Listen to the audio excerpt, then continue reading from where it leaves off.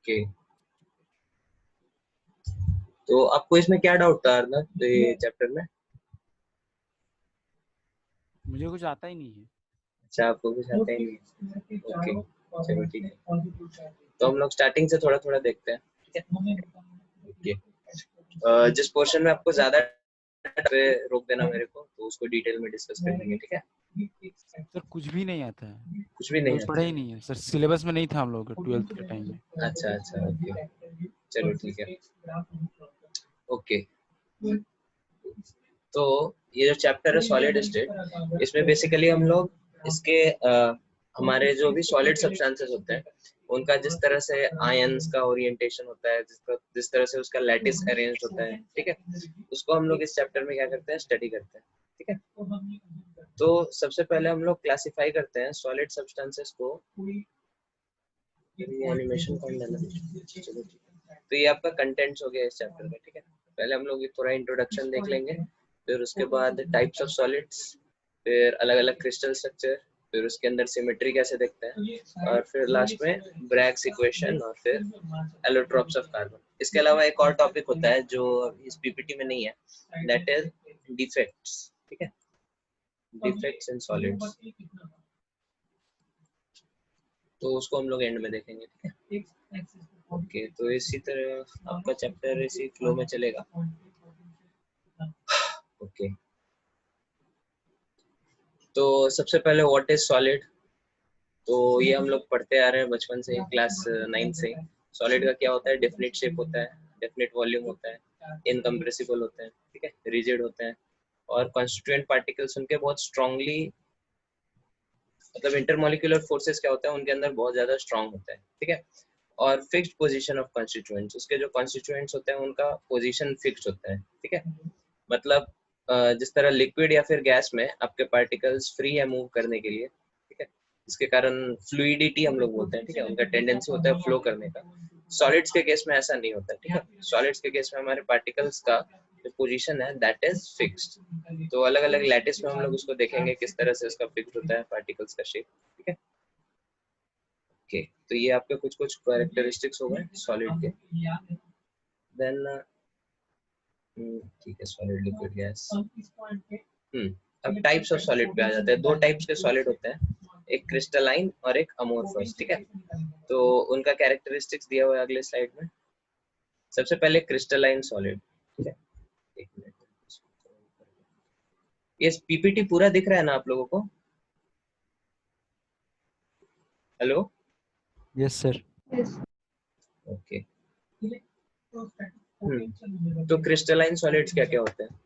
तो crystalline solid ऐसे solid होते हैं जिनका जो कॉन्स्टिट्यूएंट्स है वो किसी स्पेशल ऑर्डर में अरेंज होता है, ठीक है? जैसे जितने भी हमारे क्रिस्टल्स होंगे, जैसे आपका एग्जांपल हो गया, यहाँ पे कुछ कुछ एग्जांपल भी दिए, NaCl, CaCl, ठीक है, या फिर CaF2, ये सब हमारे क्या हो गए? Crystalline solids. मतलब इनका क्या है, इसको आप ध्यान से पढ़िए। The building blocks arrange themselves in a regular manner, ठीक है, throughout the entire 3 dimensional network. तो इसमें जो आपके पार्टिकल्स होंगे वो बहुत रेगुलर पैटर्न में अरेंज होते हैं, ठीक है? जैसे अगर NaCl का हम एक यूनिट सेल लें, ठीक है, तो पूरे नेटवर्क में क्या होगा, यही पार्टिकुलर यूनिट सेल रिपीट होते रहेगा, ठीक है? तो that is what is meant by this crystalline solids. उनका लैटिस इस तरह से क्रिस्टलाइन लैटिस होता है, ठीक है? यहाँ पे लैटिस का डेफिनेशन दिया हुआ है, solid figure which has definite geometrical shape with flat faces and sharp edges, ठीक है? तो फ्लैट फेसेस आपके ये हो गए, ठीक है, और शार्प एजेस ये आपका एज हो गया, ठीक है? तो इसी अरेंजमेंट को हम लोग क्या बोलते हैं? एक लैटिस बोलते हैं, ठीक है? फिर these are incompressible orderly arranged units, definite sharp melting point। हाँ, ये बहुत इंपॉर्टेंट है, ठीक है? हमारे क्रिस्टलाइन सॉलिड्स का क्या होता है? मेल्टिंग पॉइंट बहुत शार्प होता है, unlike amorphous solid. Amorphous solid में आपको एक शार्प मेल्टिंग पॉइंट नहीं दिखेगा, वहाँ पे जो मेल्टिंग पॉइंट होता है उसका एक रेंज होता है, ठीक है? जैसे इसका अगर आप ऐसे बनाओ, लेटेस्ट से इसका अगर आप ड्रॉ करो लेटेस्ट से, वॉल्यूम वर्सेस टेम्परेचर, ठीक है। आप इसको हीट करना शुरू करो, कोई सॉलिड से मतलब आप क्या कर रहे हैं, इसको लिक्विड में कन्वर्ट कर रहे हैं, ठीक है। तो सबसे पहले तो सॉलिड आपका एक्सपेंड करेगा, ठीक है, बिकॉज ऑफ वॉल्यूमेट्रिक एक्सपेंशन होता है ना, v equal to v naught into 1 plus alpha delta t. ये पढ़ा है आप लोगों ने फिजिक्स में, थर्मल एक्सपेंशन। Yes sir. हाँ, तो टेम्परेचर आप जैसे जैसे बढ़ाएंगे वॉल्यूम बढ़ते रहेगा सॉलिड का। एक इंस्टेंट आएगा जहाँ पे क्या होगा, मेल्ट करना स्टार्ट होगा और वहां पे आपको एक शार्प इंक्रीज दिखेगा, ठीक है। उसके बाद इस पॉइंट पे इस टेम्परेचर, ये आपका टेम्परेचर क्या हो गया, ये टेम्परेचर हो गया आपका मेल्टिंग पॉइंट, ठीक है। मेल्टिंग पॉइंट के आगे क्या होगा कि वो अब वो लिक्विड हो चुका है, और लिक्विड हो चुका है तो उसका अल्फा अलग हो जाएगा, ठीक है। अब v नॉट और v में अलग रिलेशन होगा। बात समझ में आ रहा है? हाँ, तो this is the case of crystalline solids. वहाँ पे क्या होता है, शार्प मेल्टिंग पॉइंट होता है। अनलाइक दिस, आपका जो अमॉर्फस होता है वो अगले केस में हम लोग देखेंगे, उसके केस में ऐसा आपको शार्प मेल्टिंग पॉइंट नहीं दिखता है, ठीक है। So this point is clear why they are having sharp melting point,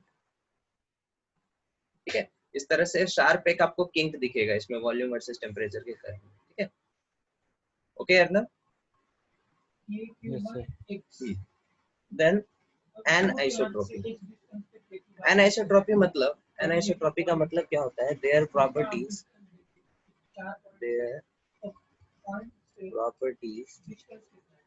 are not identical in all directions, ठीक है। Their properties are not identical in all directions। इसका क्या मतलब? तो आप एक काम करो, पहले ये सब ग्राफ वगैरह इसका स्क्रीनशॉट ले लो, तो हम इसको क्लियर करके फिर बताते हैं, ठीक है।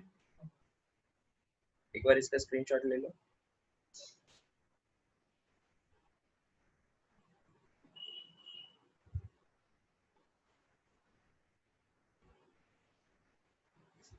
ले लिया?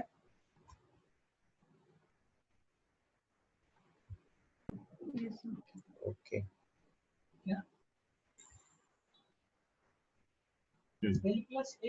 तो आपका एनाइसोट्रॉपी क्या होता है? तो अगर आप लेटस से क्रिस्टलाइन सॉलिड का एक एग्जांपल लो, लेटस से आप NaCl का एक क्रिस्टल लो, इनफैक्ट 2 क्रिस्टल या फिर 4 क्रिस्टल आप ले लो, ठीक है।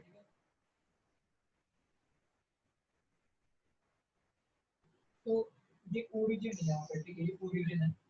ओरिजिन से इस पॉइंट का डिस्टेंस स्मॉल एक्स, इसमें कोई डाउट है?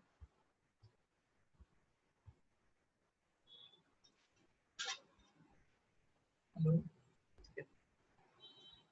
आपको ये डायग्राम समझ आ रहा है? सॉरी, ये आपका क्या होगा, रेड होगा, इसको रेड कर, ये आपका रेड, ये आपका रेड, ओके। हम फिर अगर वो ड्रॉ कर दिया इसको बेटा,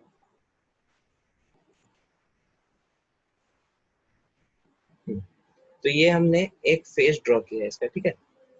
तो एनाइसोट्रॉपी का क्या मतलब है कि आपकी जो प्रॉपर्टीज होगी वो आपके डायरेक्शन पे डिपेंड करेंगी, ठीक है।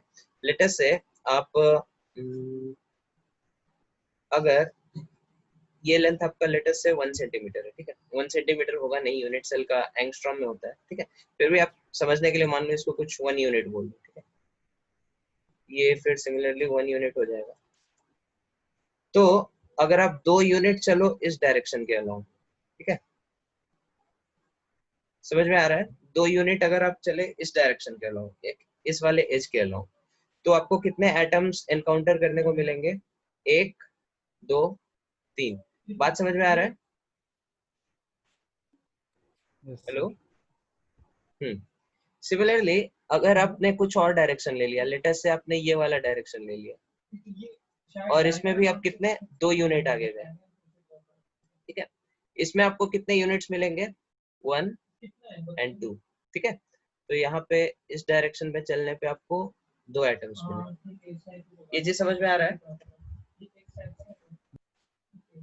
इक्वल डिस्टेंस हम चल रहे हैं यहाँ पे, ठीक है। तो अब देखो, हमने सेम डिस्टेंस लिया, लेकिन just because our direction is different, तो नंबर ऑफ एटम्स जो हमारे रास्ते में आ रहे हैं that is coming out to be different. ये चीज समझ में आ रहा है? Hello? Yes, sir.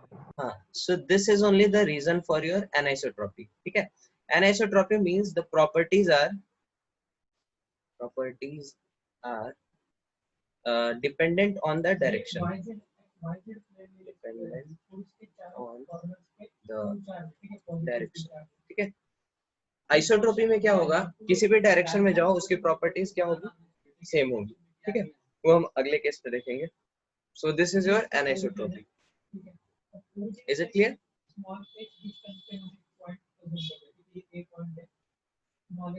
Hello Shreya, समझ में आया ये? बोलो। Yes, sir. Okay. Then next thing is your X-ray pattern। ठीक है, तो ये हम लोग ब्रैग्स लॉ में देखेंगे, इसमें कैसे डिफरेंट सब्सटेंस कैलकुलेट करते हैं। और फिर फाइनली इसके कुछ एग्जांपल है, NaCl, CaCl, CaF2, जितने भी आयोनिक कंपाउंड्स होंगे यूजुअली दे आर क्रिस्टलाइन। ठीक है, तो इसको हम हटा रहे हैं। इसका अगर लेना है फोटो किसी को ले लो, एनाइसोट्रॉपी सॉरी आइसोट्रॉपी एनाइसोट्रॉपी का।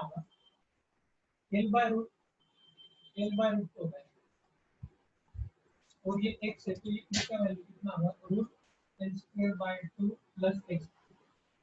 ठीक है, तो ठीक है, इसको हटाएं। ये रूट में ये है Sir. तो अब Yes, sir. इस एक चार्ज से पोटेंशियल कितना होगा। Next is amorphous solid. ठीक है, तो अमोर्फस सॉलिड क्या होता है? अमोर्फस सॉलिड का इस तरह से आयोनिक स्ट्रक्चर नहीं होता है। ठीक है, इसका इस तरह से लैटिस, जैसे हमने वेल ऑर्गेनाइज्ड लैटिस बनाया, इस टाइप का वेल ऑर्गेनाइज्ड रेगुलर लैटिस नहीं होता हमारे अमोर्फस सॉलिड को। मतलब उसका कुछ ओरिएंटेशन होता ही नहीं है उसके कॉन्स्टिट्यूएंट पार्टिकल्स का। ठीक है, फॉर एग्जांपल आप कैसे इमेजिन कर सकते हैं इसको, हाँ रबर बैंड इमेजिन कर सकते हैं। ठीक है, रबर बैंड होता है ना, उसको मिठाई उठाई के डब्बे पे लगाते हैं, तो that is something your, that is your amorphous solid. ठीक है, उसका स्ट्रक्चर आप देखो, उसका स्ट्रक्चर में कुछ क्रिस्टलाइन चीज आपको नहीं दिखेगा। ठीक है, उसका जो ओरिएंटेशन होगा उसके कॉन्स्टिट्यूएंट पार्टिकल्स का, that is very very random. NCERT है किसी के पास? One second, I'll just show you one thing. एक मिनट वेट करो।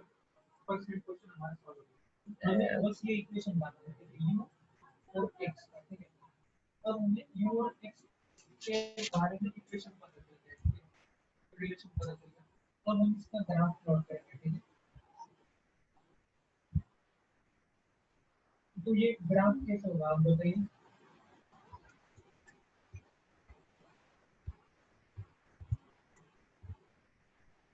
सबसे पहले इस टाइप के जो ग्राफ होगा इसमें आप plus into minus into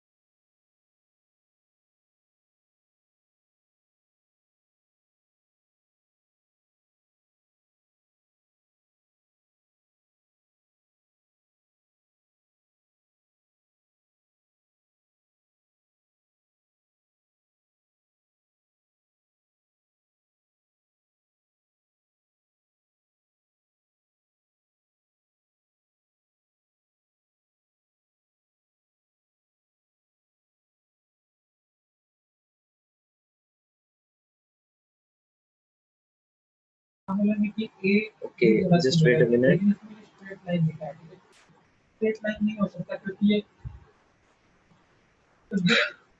okay, ये दिख रहा है फिगर सबको, figure 1.1? Hello, is it visible to everyone? Yes, sir. हाँ, तो this is example of a crystalline solid. ठीक है, यहाँ पे आप देखो, आपको एक रेगुलर पैटर्न देखने को मिल रहा है पूरे में। ठीक है, ये हेक्सागोनल पैटर्न जो है ये बार बार क्या हो रहा है, रिपीट हो रहा है। ठीक है, on the other hand this is something that is amorphous. ठीक है, यहाँ पे आपको रेगुलर पैटर्न देखने को नहीं मिलेगा। ठीक है, सब कुछ इसके जो पार्टिकल्स है वो उसका ओरिएंटेशन कुछ प्रॉपर नहीं है, कुछ प्रॉपर शेप नहीं आपको देखने को मिलता है। ठीक है, so this is the difference between crystalline and amorphous. यहाँ पे आपको वेल डिजाइंड पैटर्न देखने को मिलता है, अमोर्फस में ऐसा देखने को नहीं मिलता है। ठीक है, एक बार आप लोग इस चैप्टर का एनसीईआरटी से रीडिंग लगाना। ठीक है, सिमिलरली यहाँ पे आइसोट्रोपी और एनिसोट्रोपी को भी दिखाया है। ठीक है, जिस तरह हम वो अभी NaCl का आपको एग्जांपल दिया। ठीक है, यहाँ पे सेम एग्जांपल आप देख सकते हैं, सिमिलर एग्जांपल। अगर कोई AB के अलोंग मूव कर रहा है, ठीक है, तब उसको जो जो पार्टिकल्स मिलेंगे रास्ते में और जितने मिलेंगे, ठीक है, अगर वो CD के अलोंग मूव करे तो क्या होगा, सेम डिस्टेंस के लिए उसको दूसरे पार्टिकल्स मिलेंगे, रेड कलर वाले पार्टिकल्स मिलेंगे। ठीक है, तो this is what leads to anisotropy in crystalline substances. ठीक है, क्रिस्टलाइन सब्सटेंसेस में इस तरह से होते हैं। ठीक है, अमोर्फस सब्सटेंस में क्या होगा, अमोर्फस सब्सटेंस में चूंकि उसमें रेगुलर कुछ पैटर्न नहीं होता। ठीक है, तो ये अगर आपने ले लिया, लेट अस से ये आपका कोई सैंपल है अमोर्फस सब्सटेंस का और इसमें सब कुछ रैंडमली ओरिएंटेड है। ठीक है, हम रैंडमली इसको ड्रॉ कर रहे हैं। ये एक पार्टिकल है और लेट अस से ब्लू कलर से दूसरे पार्टिकल। ठीक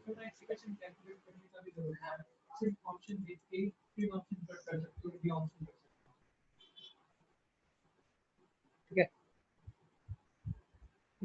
तो लेट अस से इस तरह से आपने कुछ पार्टिकल्स लिए। अब आप सेम डिस्टेंस लो, लेट अस से हम इस कलर से ग्रीन कलर से मार्क करते हैं।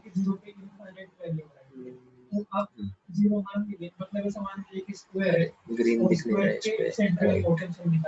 चलो, लेट अस से आपने ये लाइन लिया और लेट अस से आपने ये लाइन लिया। ठीक है, तो because everything is arrange so much randomly, same unit length अगर आप लो तो उसमें जो आपको पार्टिकल्स मिलेंगे that will be very much similar. समझ में आ रहा है? बिकॉज इस सिचुएशन में क्या है, इस सिचुएशन में things are arranged in a very orderly manner. यहाँ पे बहुत ऑर्डरली मैनर में सब चीज अरेंज्ड है, तो इसी कारण से क्या हो रहा है, आपको एक डायरेक्शन में बढ़ने पे अलग अलग पार्टिकल्स के अलग अलग नंबर मिल रहे हैं। ठीक है, ऑन द अदर हैंड यहाँ पे पार्टिकल्स आर रैंडमली अरेंज्ड। ठीक है, तो इसलिए एक यूनिट बढ़ने पे आपको उसके अंदर जो पार्टिकल्स मिलेंगे वो बहुत यूनिफॉर्म मिलेंगे। ठीक है, ये चीज समझ में आया सबको? Yes, sir. नहीं है आया समझ में पक्के से? ओके, तो इसी को हम लोग क्या बोलते हैं, इसको हम लोग बोलते हैं डिसऑर्डर इन ऑर्डर। ठीक है, और इसको हम लोग क्या बोलते हैं, ऑर्डर इन डिसऑर्डर। ठीक है, तो यहाँ पे भले ही स्ट्रक्चर इसका बहुत ऑर्डर्ड है, ठीक है, लेकिन जो प्रॉपर्टीज है वो बहुत डिसऑर्डर्ड है, because this are depending on direction, किस डायरेक्शन में आप बढ़ रहे हैं। But on the other hand यहाँ पे पार्टिकल्स आपके क्या है, डिसऑर्डर्ड है बहुत, लेकिन प्रॉपर्टीज आपको आइडेंटिकल देखने को मिल रही है in any direction. That is why this is called as order in disorder. ठीक है, ओके, तो इसका स्क्रीनशॉट ले लो, फिर हम लोग वापस चलते हैं।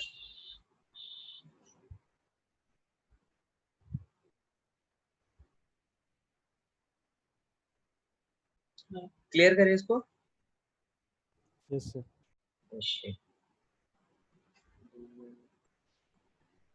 ओके,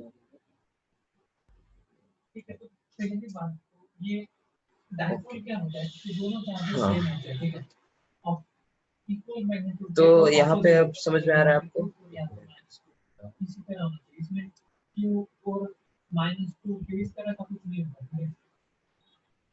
तो यहाँ पे क्या होगा, कोई शार्प मेल्टिंग पॉइंट नहीं होगा यहाँ पे, ठीक है।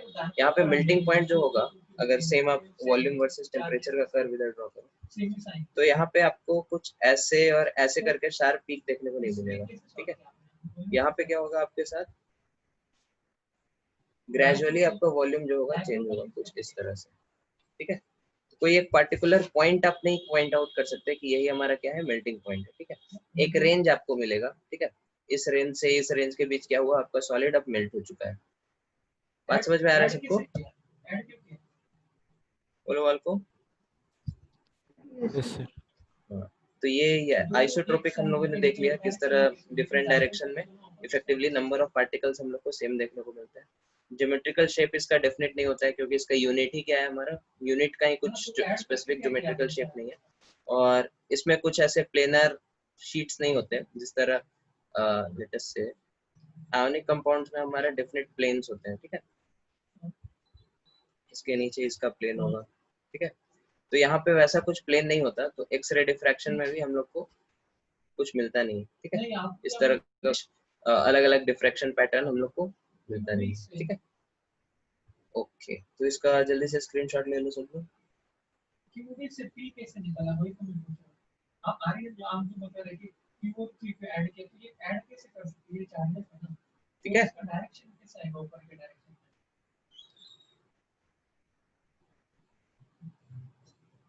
ओके, इसको क्लियर करें। आप फिर अलग अलग टाइप के क्रिस्टल स्ट्रक्चर्स आते हैं, ionic crystals, covalent crystal, molecular structure, metallic crystals, ठीक है। तो हम लोग इन सब के पार्ट टाइप्स देखते हैं। आयोनिक क्रिस्टल्स क्या होता है, आयोनिक क्रिस्टल्स में हमारे आयंस होते हैं, ठीक है। पॉजिटिव आयंस होते हैं और नेगेटिव आयंस होते हैं, ठीक है। और ये आयोनिक कंपाउंड्स की प्रॉपर्टी होती है hard and brittle solid, high melting point, ठीक है, पुअर कंडक्टर ऑफ इलेक्ट्रिसिटी। हाँ, ये सब आपके आयोनिक कंपाउंड्स के भी क्या है, प्रॉपर्टी है। Packing of spheres depends on charge species present and difference in the size of cation and anion, ठीक है। तो ये हम लोग अभी देखेंगे कैलकुलेट हम लोग कैसे करते हैं पैकिंग फ्रैक्शन वगैरह। पैकिंग फ्रैक्शन, और ये दो टाइप्स के होते हैं, AB और AB2, ठीक है। AB टाइप्स के हो गए हमारे NaCl, ठीक है, ZnS। AB2 टाइप्स के हमारा क्या होगा, CaF2 या फिर K2O, ठीक है। So like this, one second just वो कितना होना चाहिए, प्लस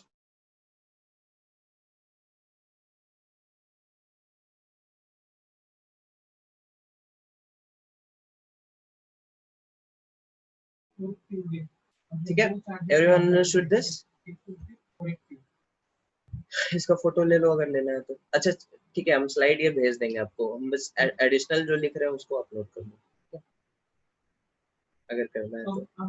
देखिए ठीक है, हम आगे बढ़ते हैं। ये डायपोल बन जाएगा ना। Next is covalent crystals. Covalent crystals में हमारा क्या होता है, जो हमारे लैटिस पॉइंट्स होते हैं। लैटिस पॉइंट्स मतलब लैटिस के अंदर जो भी हमारे एलिमेंट्स जो जो पोजीशन ऑक्युपाई करते हैं, ठीक है, may be corner, may be body centre, may be face centre, ये फेस का जो सेंटर है, तो ये सारे हमारे क्या होते हैं, लैटिस पॉइंट्स होते हैं, ठीक है। तो लैटिस पॉइंट्स अगर न्यूट्रल एटम्स हमारे ऑक्युपाई करते हैं, आयंस नहीं, पिछले केस में हमारा क्या हो रहा था, आयंस ऑक्युपाई कर रहे थे, यहाँ पे न्यूट्रल एटम्स ऑक्युपाई कर रहे हैं, तो this is a covalent crystal, ठीक है। तो ये कोवेलेंट होते हैं, तो hard solid, high melting point, poor conductor of electricity. Two common examples are carbon and graphite. तो कोवेलेंट क्रिस्टल्स के आपको आपके सिलेबस में दो ही एग्जांपल दिखेंगे, that is diamond and graphite, ठीक है। और इनका भी अब पैकिंग वगैरह अभी हम लोग देखेंगे कैसे कैलकुलेट कर सकते हैं, डिपेंडिंग ऑन हम लोग का जो क्यूबिक स्ट्रक्चर होता है, ठीक है, उसके बेसिस पे हम लोग डायमंड और ग्रेफाइट का कैलकुलेट कर सकते हैं पैकिंग फ्रैक्शन। ओके, इसको आगे बढ़ाएं। जो कि सही है ना, हम गलत तो नहीं। बोलो वाल को। हम ऐसा नहीं कर रहे कि यहाँ पे हेलो, इसका जो वो इस जगह आप लोगों ने डायमंड का स्ट्रक्चर देखा है ना, ऐसे ऐसे करके होता है, चार्ज को मूव कर दिया, तो ये सारे आपके लैटिस पॉइंट्स है एक तरह से देखा जाए तो, ठीक है। लेकिन हम ये सारे आपके लैटिस पॉइंट्स हैं, और अभी हम लोग देखेंगे ये किस तरह से एक क्यूब के एजेस को रिप्रेजेंट करता है। ओके चलो आगे बढ़ते हैं। मॉलिक्यूलर क्रिस्टल्स, तो यहाँ पे हमारे जो लैटिस पॉइंट्स होते हैं उसको कौन ऑक्यूपाई करता है? न्यूट्रल मॉलिक्यूल्स, ठीक है। अभी हम लोगों ने जस्ट देखा कोवेलेंट क्रिस्टल्स, वहां पे क्या होता था? न्यूट्रल एटम्स ऑक्यूपाई करते थे, जैसे कार्बन एटम जो है वो ग्रेफाइट के एक एक लैटिस पॉइंट को ऑक्यूपाई कर रहा है। यहाँ पे न्यूट्रल मॉलिक्यूल्स आपके लैटिस पॉइंट को ऑक्यूपाई करेंगे, ठीक है। और these compounds are also covalent, तो इसके अंदर जो फोर्स ऑफ अट्रैक्शन होता है that is van der Waals force, ठीक है। वीक फोर्स ऑफ अट्रैक्शन होता है, सॉफ्ट सॉलिड होता है, ये लो मेल्टिंग पॉइंट होता है, पुअर कंडक्टर ऑफ इलेक्ट्रिसिटी, ठीक है। सारे कोवेलेंट कंपाउंड्स की प्रॉपर्टीज है। तो these are your molecular crystals. Then next thing is your metallic crystals. तो मेटेलिक क्रिस्टल्स थोड़ा देख लो आप लोग क्या होता है। हमें पता है कि रियल लाइफ में सबसे कौन से चार्ज कितना यूज करता है इलेक्ट्रॉन,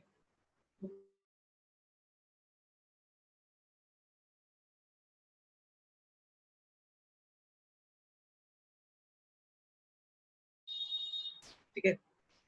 तो यहाँ पे हमारा मेटल्स, लेट अस से ये आपका क्या है? मेटल एटम,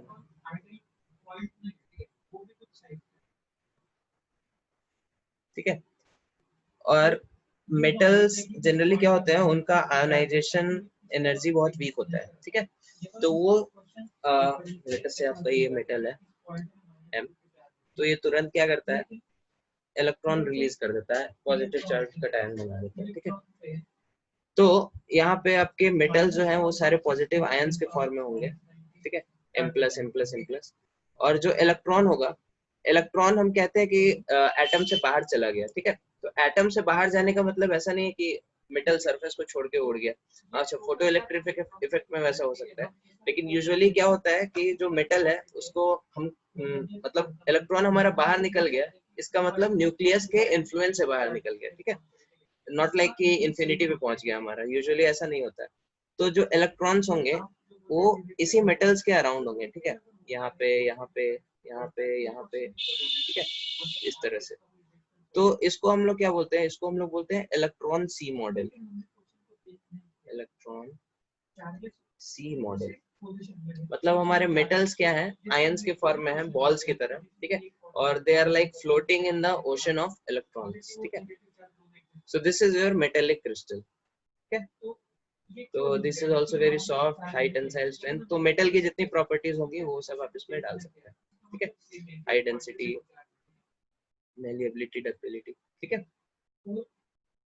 ओके, यहाँ से थोड़ा चीज इंटरेस्टिंग और कंफ्यूजिंग होता है, ठीक है। अब हम लोग लैटिस के अंदर लॉज ऑफ सिमेट्री देखते हैं, ठीक है। तो plane of symmetry, centre of symmetry और एक्सिस ऑफ सिमेट्री, इन तीनों को हम लोग क्या बोलते हैं? Elements of symmetry, elements of symmetry, ठीक है। प्लेन ऑफ सिमेट्री मतलब ऐसा प्लेन जिसके अबाउट हमारा क्या है? लैटिस सिमेट्रिकल है, ठीक है। सेंटर ऑफ सिमेट्री मतलब ऐसा पॉइंट जिसके अबाउट क्या है? हमारा लैटिस सिमेट्रिकल है। एक्सिस मतलब ऐसा लाइन जिसके अबाउट हमारा प्लेन मॉलिक्यूल क्या है? सिमेट्रिकल है, ठीक है। तो ये हमारा प्लेन हो गया, ये एक पॉइंट हो गया, और ये क्या हो गया? एक लाइन हो गया, ठीक है। हम लोग बारी बारी से तीनों को देखते हैं। स्पीड ज्यादा फास्ट तो नहीं है ना बॉल को? बोलो। No sir. नो सर, चलो ठीक है। हाँ, तो यहाँ पे क्यूबिक क्रिस्टल का अलग अलग फेसेस दिया है, ठीक है। ओके, उसको हम लोग देखते हैं। तो हम हमेशा ऐसा मान सकते हैं कि उस पॉइंट पे दो चार्ज, ये आपका क्यूबिक है,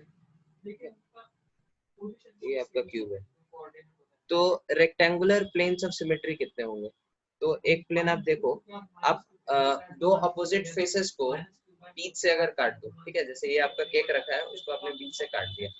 1 second, I think meeting and होने वाला है थोड़ी देर में, तो आप लोग फिर से लॉग इन कर लेना, ठीक है। इसको रिचार्ज करवाना है मेरे को।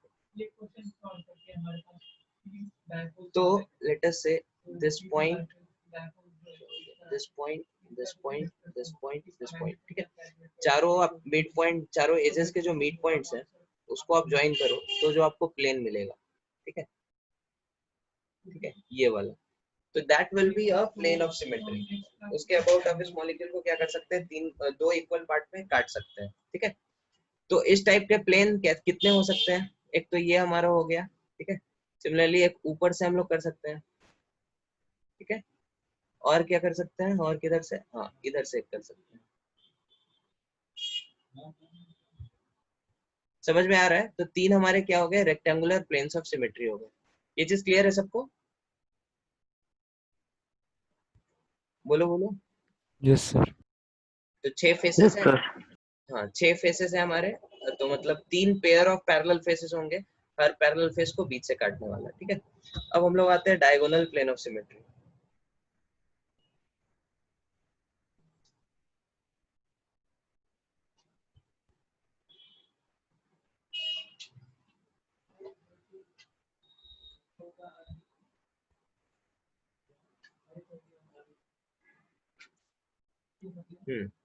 डायगोनल प्लेन ऑफ सिमेट्री हमारा कैसे होता है, तो मेरे को ड्रॉ इसको इसको इसको इसको, ठीक है। एक फेस डायगोनल के अलोंग आप क्या करो, उस मॉलिक्यूल को काट दो, ठीक है। ये वाला जो हमारा प्लेन हुआ, ये रेड वाला दिख रहा है सबको, ये प्लेन, हाँ फेस डायगोनल के अलोंग बीच से हमने काटा है, तो क्या होगा, ये भी दो इक्वल पार्ट में इसको डिवाइड करेगा, ठीक है। और ऐसे कितने हम लोग ड्रॉ कर सकते हैं, तो हर एक ऑपोजिट फेस के करस्पॉन्डिंग दो ऐसा प्लेन हम लोग बना सकते हैं। जैसे इस दोनों फेसेस के अलोंग हमने क्या किया, इनको इनको ड्राइंग कर दिया, ठीक है। तो दिस इज योर,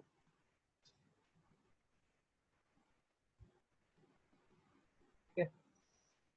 तो ये आपका एक और प्लेन हो गया, ठीक है। सामने से ऐसे ऐसे लाइक दिस, तो दो हर एक पेयर ऑफ फेसेस के अलोंग दो ऐसे पॉसिबल है, तो टोटल कितने हो जाएंगे, 6, क्योंकि टोटल 6 फेसेस है, मतलब 3 पेयर है, हर एक पेयर के करस्पॉन्डिंग दो दो ऐसे प्लेन हो रहे हैं। बात समझ में आ रहा है सबको? बोलो यस वाल सर। को। बाकी लोगों को भी आ रहा है ना? Yes sir. ओके। फिर हाँ ये सब थोड़ा कंफ्यूजिंग हो सकता है, तो आप लोग थोड़ा ध्यान से देखना, ठीक है। अगले पेज पे हम लोग देखते हैं इसको। हम्म, हाँ तो ये रेक्टेंगुलर प्लेन ऑफ, अच्छा ये ड्रॉ किया हुआ है सारा, ओके मेरे को पता है। तो तीनों प्लेन ऑफ सिमेट्री हमारे ये हो गया रेक्टेंगुलर प्लेन ऑफ सिमेट्री, और डायगोनल प्लेन ऑफ सिमेट्री इस तरह से हो जाएगा 6, ठीक है। ये अभी हम लोगों ने देख लिया। सेंटर ऑफ सिमेट्री पे आते हैं, ओके। तो 4 फोल्ड एक्सेस ऑफ सिमेट्री और 3 फोल्ड एक्सेस ऑफ सिमेट्री, तो कितने फोल्ड एक्सेस ऑफ सिमेट्री होगा ये हम लोग को पता कैसे चलेगा, ठीक है। तो ये हम लोग को पता ऐसे चलेगा कि उस एक्सिस के अबाउट आप मॉलिक्यूल को घुमाओ 360 डिग्री से। कितने डिग्री से, बोलो बोलो वाल को। हेलो, 360। 360, very good. किसने बोला ये, हाँ अर्नब, बाकी लोग भी बोल सकते हैं, ठीक है। तो आपने क्या किया, किसी एक्सिस के अबाउट 360 डिग्री से मॉलिक्यूल को घुमाया, ठीक है। तो 360 डिग्री से घुमाने के कारण आपको, एक बार जब आप उसको 360 डिग्री से घुमाओ, तो उस 360 डिग्री से घुमाने के दौरान आपको कितने बार वो मॉलिक्यूल आइडेंटिकली मिलेगा। बात समझ में आ रहा है? देखो हम फिर से बताते हैं। ये आपका मॉलिक्यूल है, इसको आपने क्या किया, 360 डिग्री से घुमाया, ठीक है। 360 डिग्री से घुमाया, ठीक है। 360 डिग्री से घुमाने के बाद क्या होगा, पहले से वो जिस कॉन्फ़िगरेशन में था उसी कॉन्फ़िगरेशन में घूम के आ जाएगा। समझ में आया सबको? समझ में आ रहा है?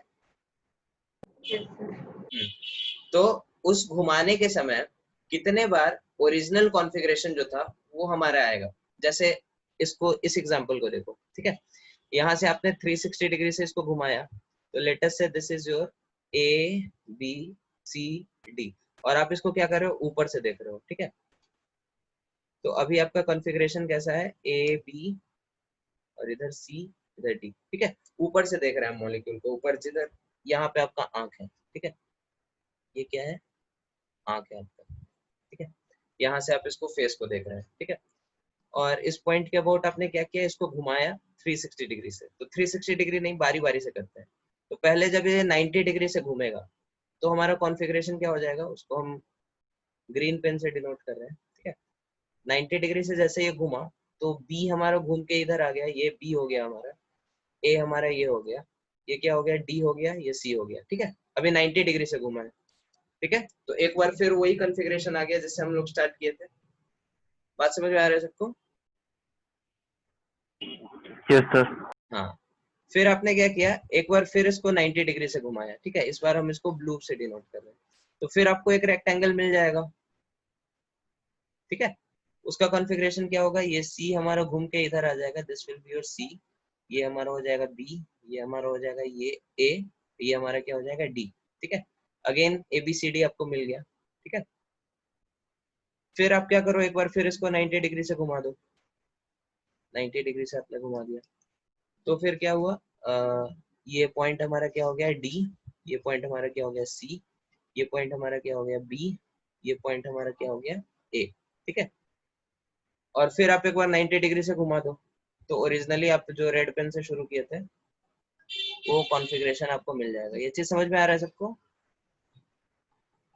हाँ यस सर। हाँ। 360 डिग्री से घुमाने में आपको स्क्वायर कितने, मतलब इनिशियली आपने जिस शेप से शुरू किया था वो कितने बार मिला आपको, टोटल 4 बार मिला, ठीक है। That is why it is called as four fold axis of symmetry. Clear है सबको? पूरे वर्ड को क्लियर है? Yes sir. सबको? Yes, sir. ओके। फिर थ्री फोल्ड एक्सिस पे आते हैं, ठीक है। तो थ्री फोल्ड मतलब 360 डिग्री से घुमाने पे आपको कितना, 3 बार ये आइडेंटिकल मिलेगा। तो कैसे मिलेगा, अगेन आप अपना आंख उठा के इधर डाल दो, ठीक है। इधर से आप क्या कर रहे हैं, इसको देख रहे हैं, ये वाला पॉइंट है आपका लेटर से ए, ये वाला पॉइंट है आपका लेटर से बी, ये वाला पॉइंट आपका क्या है सी, और ये वाला पॉइंट क्या है डी, ठीक है। ऊपर से देखने पे आपको क्या दिखेगा, ये आपका पॉइंट ए हो गया, ठीक है।